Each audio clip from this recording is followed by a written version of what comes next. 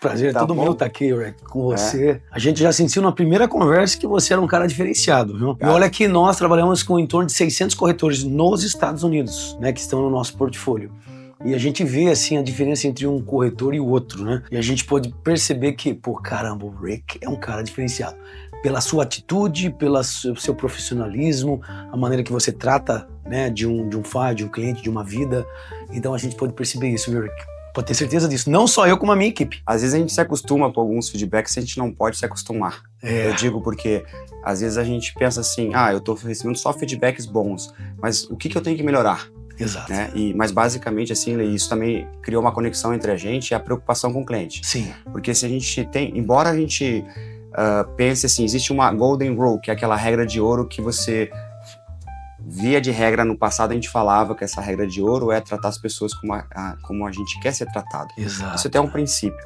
Mas hoje em dia a gente também avança um pouquinho nisso aí, porque a gente às vezes tem que tratar a pessoa como ela quer ser tratada, e não como nós achamos que nós devemos ser tratados. Mudou, né? Então tem que ter Essa essas duas lógica, perspectivas. Né? Nessa lógica a gente começa a ter um pouquinho de empatia para tentar se colocar no lugar dela, tentar entender o contexto e de que maneira que a gente pode contribuir. Exato. Sabe? E é difícil, porque a gente nunca vai conseguir calçar o calçado daquela pessoa. A gente vai poder ajudar até um certo limite.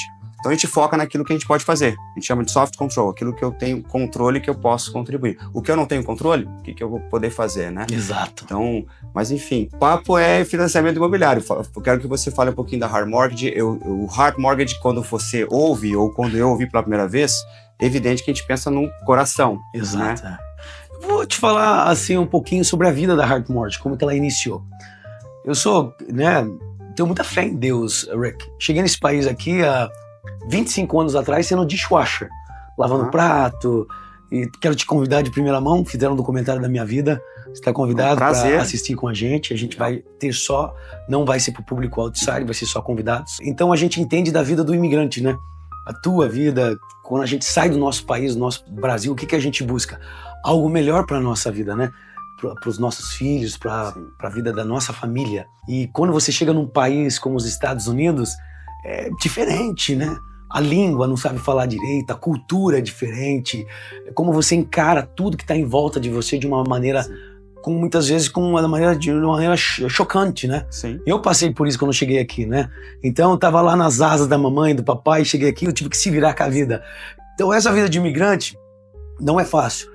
E a gente passando por esses processos, depois de 25 anos, a gente entende que, como você acabou de falar, né? A gente se coloca no lugar dos nossos clientes, a gente tem aquela empatia imensa.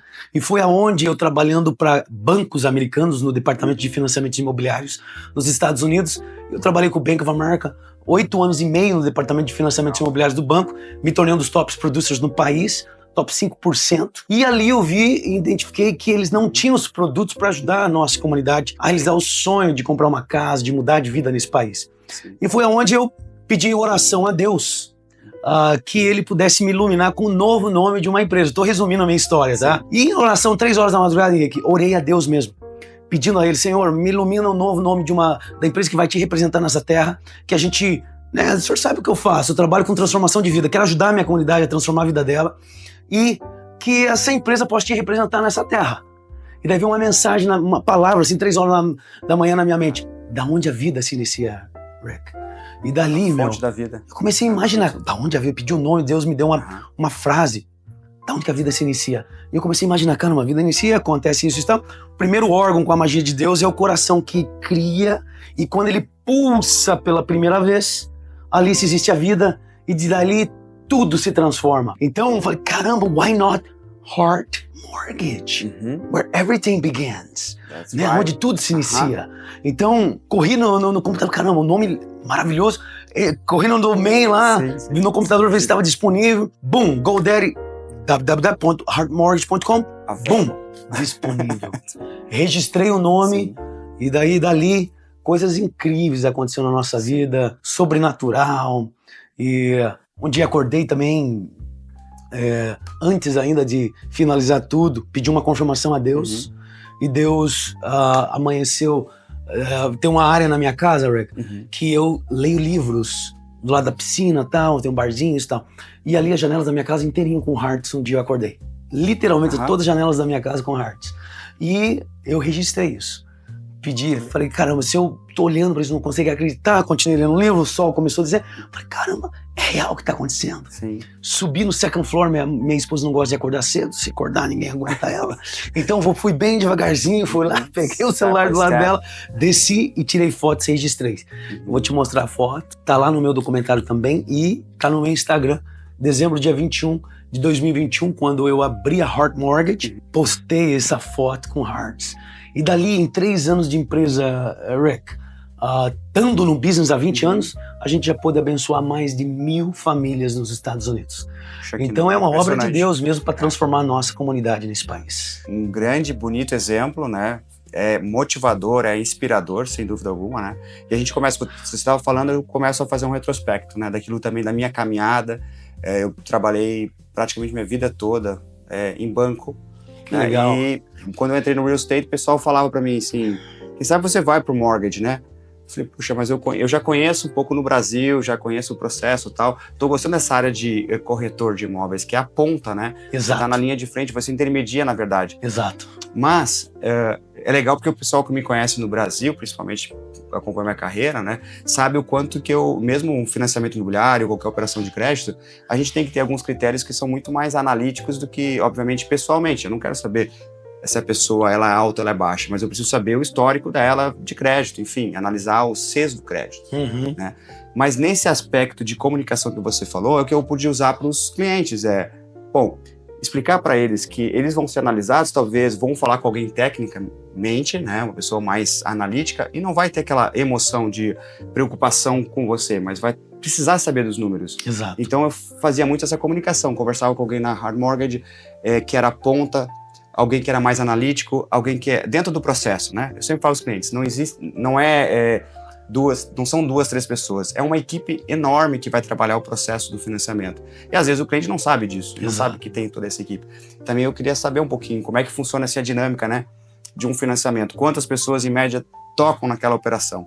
Então, Henrique, é bem interessante o que você acabou de mencionar, porque um financiamento do início ao meio e o fim dele, existem quebra-cabeças que estão em torno de 180 peças que você tem que montar o seu Lego, vamos dizer assim, ou o seu quebra-cabeça mesmo, né, colocando as pecinhas. São em torno de 180 peças, um financiamento imobiliário internamente, entre o corretor, entre nós, e ainda os third parties que existem, né, que trabalham em volta daquele processo para que possa finalizar um processo de financiamento. Então, é um quebra-cabeça grande, né? Cada pecinha, em torno de 180 peças para finalizar um financiamento imobiliário e te fazer pagar pela casa, transmitir o cheque no dia do fechamento e pegar a chave. Então o cliente não sabe disso. Talvez muitos dos corretores hoje estão aprendendo comigo hoje em relação a isso, que também não sabe que é tantas peças colocando dentro de um quebra-cabeça. O legal nosso é o quê? Nós temos que tentar simplificar o processo para os nossos clientes, porque senão eles ficam doidos. Então tem muita coisa que acontece no olho do cliente e no olho da nossa empresa internamente, né? Que o cliente nem sabe que a gente passa por aquilo. Então, o que a gente tenta fazer de mais simples para os clientes? Primeiro, é o que você falou. Tem que ter uma comunicação clara, né, para os clientes. Uma comunicação entre todas as partes. Exemplo, entre o corretor que está comprando, vendendo o imóvel, que está ajudando o cliente, entre o cliente, todos que estão ali envolvidos, title company, e claro, a comunicação também com o cliente, né? Então, o que a gente desenvolveu com a Heart? Hoje, a gente analisou que o WhatsApp é um grande meio de comunicação. Sim, é um aliado. Super aliado, né? Então, a gente faz um grupo hoje com todos que estão envolvidos dentro do financiamento imobiliário com a empresa. Então, muitas vezes, a gente cria 2 grupos. Um de comunicação com o corretor, o cliente e nós. E tem coisas que o cliente não quer por privacidade, que quer só que o banco saiba, né? Então tem muitos clientes que não quero, isso é uma coisa pessoal minha, eu quero só que o banco saiba. Então a gente cria 2 grupos, dependendo da conversa que a gente tiver com o cliente, cria um segundo grupo que é o nós, banco, e o cliente e os assistentes dentro da empresa, internamente. E a gente comunica entre todos nós o que está acontecendo no file. E com o corretor, tudo que é do lado do corretor que precisa saber. Se o corretor muitas vezes fala, olha, O cliente falou, não, quero que o Rick saiba de tudo, me ajude com tudo, e não importa, quero o extrato bancário que ele veja. Normalmente acontece. Exato. Porque eu também sou muito, desculpa, cutting off, mas Imagina. É exatamente isso. Eu procuro fazer o cliente ficar à vontade, porque primeiro que via de regra a gente não vai não precisa ter acesso a todas as informações do cliente, mas a gente sabe da necessidade dele da comunicação. Então eu fico, fica à vontade, se você quiser, você vai ter que autorizar eles a compartilhar alguma informação, mas você não precisa. Exato. Tá? Eu não preciso saber desses detalhes para você. Mas a maioria das vezes, eu acredito que 98% pelo menos assim, prefere passar exatamente porque a gente é aquele elo de confiança inicial. E a gente vai transmitindo ou transferindo essa confiança para todos que vão participar do processo. Exato. Daí acaba que, né, a gente fica não só clear, fica transparente, mas ele traz esse bind, essa segurança, essa aderência que precisa, né? Porque daí quando acontecem algumas coisas ali, que aí a gente pode passar para essa etapa, porque nem tudo são flores, nem tudo acontece como a gente imagina, planeja, né? O que a gente precisa fazer, a gente faz, mas às vezes as coisas não acontecem, bate na trave, dá alguma negativa, existem contingências, aquilo que sai do nosso controle, o cliente às vezes não entende muito bem. Olha, não foi aprovado. É um exemplo, né? Foi aprovado. Pode e agora o que eu faço? Né? E está no Uhum. meio de um processo de compra. Exato. A gente tem aquela contingência, talvez, de um non-approval. Então, vamos entrar nessas questões que são engraçadas um pouquinho, embora naqueles momentos não são muito agradáveis, né? A gente tem alternativas, às vezes, né? Eu acho que aí também trabalha quando você tem uma estratégia de alternativas. Então, digamos, a gente está trabalhando com um cliente, ele sabe que vai ter um processo de aprovação, eventualmente não vai ser aprovado, o corretor cuidou para a questão de contingência e a gente vai buscar alternativas. E nessa situação, como é que você enxerga isso? Enfim, eu acredito que você vai me dizer que as 1000 operações, todas as operações você conseguiu fechar. Então, Rick, bem, trabalhamos com financiamento imobiliário, né? Então, no final, a resposta sempre será do banco no final, né? O que nós, com a Heart, fazemos? Existe uma grande diferença entre alguém com experiência e alguém que não tem tanta experiência no mercado. E hoje o mercado é cheio de pessoas inexperientes, né? Vamos lá, o Lee, exemplo, Heart Mortgage, já passou por mais de 6.000 processos. Então, eu pessoalmente, entre empresas que eu fui dono, mais de 18.000 processos, né? Então, esses 20 anos de bagagem nos dá uma grande experiência de a gente errar bem menos nos processos dos nossos clientes. Porque você já passou por tantas experiências em outros processos que hoje, feliz aqueles que estão chegando, né? Não é mais um inexperiente, vamos dizer assim. Então, quando a gente analisa um processo junto à Heart, hoje, essa bagagem é como se fosse um piloto de jato. Tem um piloto de jato que é doméstico e tem um piloto de jato que é internacional. Então ele vai saber navegar as águas se tiver alguma turbulência. Então essa é uma grande diferencial, um dos grandes diferenciais da Heart, que é essa experiência que nós temos, né? Entre todos que trabalham dentro da nossa equipe, são mais de 100 anos de experiência. Eu tenho 20, tem uma outra pessoa que trabalha que tem 20 também, outra tem 15, 10. Se a gente combine toda a experiência entre nossa equipe, mais de 100 anos de experiência. Sim. Isso leva em consideração de errar menos nos files dos nossos clientes. Então o que a gente faz? A gente pede toda a documentação, a gente analisa, a gente peneira e a gente coloca no programa certo. Só que sempre dentro da empresa, esse é um grande diferencial nosso também, que nós trabalhamos com mais de 50 bancos. Existem bancos aí que vocês nunca escutaram na vida. Sim. Que servem e têm os programas e os produtos para servir a nossa comunidade. Então nós temos esses bancos licenciados, são os parceiros. Então, exemplo, tem a opção A e nós temos mais 49 outras opções. Sim. Então, vamos lá que o banco A, a gente fez toda a nossa diligência, algo mudou no guidelines daquele banco, que hoje aquele cliente eles não querem qualificar, a gente vai falar, olha, that's your problem, esse é seu problema, porque você vai perder esse cliente para outro, porque a gente já tem o quê? Sim. Um backup. Então, sempre a gente trabalha na vida dos nossos clientes com opção A, B e C, porque se algo aconteceu no A, que usualmente é bem raro, quando a gente inicia algo, a gente fecha naquele banco, mas pode acontecer, como você falou. Acontece. Trabalhamos com dinheiro, com financiamento. Então o banco pode dizer não. E a gente já tem uma estratégia no B ou C para a vida dos nossos clientes. Então, praticamente, é muito raro você não fechar um financiamento imobiliário conosco, porque a gente está preparado para te ajudar de uma forma ou de outra, a menos que a gente está lidando com third parties. Né? No third parties, o que tem no third parties? Bem, precisamos validar o valor da casa pelo um appraisal, né? Um third party, sim, que vai fazer a evaluação na casa. Então, se o cliente está comprando por 500 e o valor veio por 400 mil, temos opções de salvar um negócio, mas o cliente que vai ter que colocar $100 mil adicional se quiser continuar out of the pocket.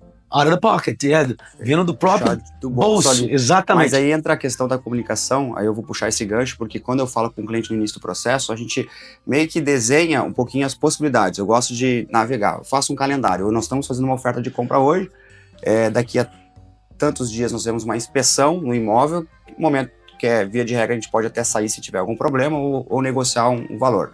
Mas a partir desse ponto, a gente já está num contrato, se a gente não colocar uma contingência de aprovação de crédito, a gente não está protegendo muito bem ele. Mas o aspecto que você falou do appraisal, que é o valor de mercado que o banco vai dizer que vai ser o valor exatamente para o financiamento. Exato. Né? O objeto do financiamento, ou o valor do financiamento. E às vezes acontece que a gente coloca ali, olha, pode acontecer, porque só naquela etapa lá na frente a gente vai saber. Pode levar de repente 10, 15 dias, 20 dias, mas em algum momento vai ter o appraisal. Se eu fizer eu já fiz algumas vezes nesse sentido, olha, o valor de mercado, como a gente faz só um comparativo, ele pode talvez ficar entre 10, 15 mil, 20 mil. Você tem esses 10, 20 mil, caso aconteça isso? Não tenho. Então vamos colocar nessa contingência para o vendedor de que se o appraisal for naquela faixa até o valor que você consegue pagar fora do, o out of the pocket, que você puder colocar em cash, tá dentro, você continua, senão você pode sair sem nenhum ônus. Então essas questões todas a gente tem que fazer preliminarmente, né? Porque depois de estar no contrato não tem essa... E tem muita gente que não explica, né, Rick? Não explica. Eu já peguei o caso de uns clientes, a gente pega dentro da empresa. Tanto dinheiro, eu não faço, eu falo assim, se você não vai decidir, a gente vai decidir junto, porque eu tô aqui para exatamente proteger você. Exato, Bom, Lee, uma pergunta, isso aqui é mais agora de horizonte aqui de mercado, a gente não tem bola de cristal, a gente não consegue ver o futuro, obviamente. Claro. Isso é bom até, mas no mercado financeiro, no mercado imobiliário, muitos clientes que acabam, e aí, perguntar como é que vai ser a taxa de juros, a inflação, isso aqui, são variáveis econômicas que a gente não tem controle, a gente pode dar uma perspectiva. O que você acha dos juros, ou pelo menos assim, dos financiamentos imobiliários nesse ano, em relação às taxas, né? Claro, isso é uma pergunta que todo mundo tem essa preocupação. Será que o juro vai subir, vai abaixar, vai continuar o mesmo? O que vai acontecer, né? Sempre essa bolinha de cristal que todo mundo quer saber. Gente, olha, bem, rumores, né? Nós trabalhamos dentro da Hart. Só um banco é 350 bi, que aquele banco tem. É um dos nossos parceiros. Então temos mais de $1 trilhão junto a esses bancos e toda hora estão mandando data, né? Para nós, para que eles analisam o que vai acontecer. Nem eles sabem, tá? Nem esses bancos sabem exatamente. Mas o que pode acontecer é isso. Esse ano, o que vai acontecer? Eleição nos Estados Unidos. Então, eleição, o que acontece? O presidente atual, o que ele quer fazer? Sim. Ele quer looking good, né? Igual a gente fala em inglês. Então, a previsão é que possa vir a baixar os juros para que possa dar um boosting adicional no housing. Sim. E, claro, a economia se fortalecer mais do que já está, né? Então, aí vai looking good pro presidente atual. Só que, olha o que aconteceu esse fator. Em janeiro, no final do mês, o Fed met, né? Então, eles decidiram manter a mesma taxa. A gente pensou que ia baixar. Então, eles decidiram manter a mesma taxa de juros. Que é o Banco Central americano. Né? Exato, o Banco Central americano. Decidiram manter a mesma taxa pelo motivo do que a inflação não abaixou. Então, como a inflação não abaixou, eles decidiram manter o mesmo juro, porque isso pode criar um desequilíbrio nos Estados Unidos, né? Os preços subindo demais, eles subiram o juro para controlar os preços, só que se abaixa o juro, os preços podem subir novamente. Sim. Então, eles estão muito concerned, igual a gente chama em inglês, com essa situação. O que a gente faz? Precisamos dos votos, mas, ao mesmo tempo, isso também pode ser contra a gente, né? Porque o Trump pode ir lá e falar, que responsabilidade, preços detonando, isso e tal. E, de uma forma ou outra, eles vão perder essa batalha, né? Democratas e republicanos. Então, a gente não sabe exatamente, mas a previsão é que abaixe. Perfeito. Ou seja, a política, de certa maneira, vai afetar porque a gente está numa transição de presidência aqui. Então, isso pode fazer com que vamos dizer assim, para aparecer melhor, eu quero fomentar a economia, então eu vou ser um pouquinho mais... não vou preocupar muito com a inflação, embora o Banco Central está tentando segurar já faz aí uns 2 anos, né? Exatamente. E baixando a taxa um pouquinho, o pessoal começa de novo a pensar em comprar, porque é uma prestação que eu poderia pagar $300, $400, vai diminuir aquela prestação, né? Eu posso ou comprar um carro, ou comprar um outro imóvel, ou melhorar meu imóvel. Então, tudo isso aí mexe o mercado. Mas aí tá o segredo do sucesso, né, Rick? Porque, olha, eu também sou um investidor, né? Uhum. Então eu fiquei, né, com toda a humildade, multimilionário nos Estados Unidos com real estate, comprando casa, comprando prédios, propriedades nos Estados Unidos, né? Então esse é o mercado onde a alavanca nos Estados Unidos, pode dar um Google aí, tá? Uhum. 90% dos multimilionários nos Estados Unidos estão no real estate, né? Sim. Que é casas, mercados de compra e venda. Então, Mercado dinâmico. super. É o que mexe na economia dos Estados Unidos e do Lá mundo. na economia mundial. Mundial, exatamente. É o melhor mercado, para mim, o melhor mercado e seguro do mundo, né? Se você investe em bolsa de valores, você não consegue tocar. Aqui a gente consegue tocar nas paredes, ó. Tá aqui o meu investimento. Eu vou brincar um pouquinho, que eu também trabalho na área de investimentos financeiros, mas isso é só uma brincadeira. É claro que você não tem liquidez no imóvel, mas Exato. já os pouquinhos mais old school vão pensar, eu prefiro, no Brasil eu falo, eu prefiro um tijolo, eu prefiro ver aquele tijolo lá. Exato, Ver o drywall, ver lá a estrutura, eu tenho, né? Mas o mercado financeiro tem muitas opções. Claro, sem dúvida. Mas o fato é verdade, isso é Não, questionável. tem um monte de estoques da Tesla aí por cima. Mas isso aí é para longuíssimo. Tem hora que chora, tem hora que tá contente.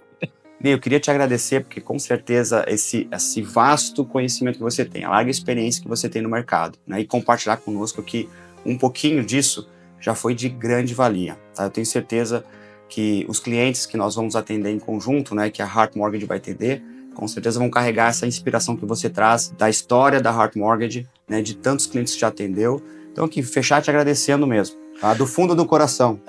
Do fundo do coração. Aí, né? Obrigado, Rick. É um prazer estar com você novamente. E esse coração aí, né, realmente é com parceiros como você, porque sem vocês, nós não seríamos nada, né? Então, esse navegar é a conexão mesmo, né? A gente até fala que heart to heart, united as one, né? É aquela união mesmo de a gente, dois corações pulsando para o próximo, né? Porque a missão de Jesus qual é? O Pai, Filho e Espírito Santo, que são três, né? Então, aonde tiver dois ou mais, ali eu estarei. E realmente, olha o segredo da vida. Dois corações que tornam a realização de um outro, que é os nossos clientes. Então, conte com a Heart Mortgage, estamos aqui e que a gente possa aí abençoar e multiplicar bênçãos na vida dos nossos clientes, parceiros, para a honra e glória em nome de Deus. Esse é o nosso propósito. Amém. Obrigado e parabéns, tá? Obrigado você. Eu que te agradeço estar aqui Deus hoje. Continue abençoando vocês cada vez mais. Amém. Vocês também, viu? Obrigado. Esse é o propósito.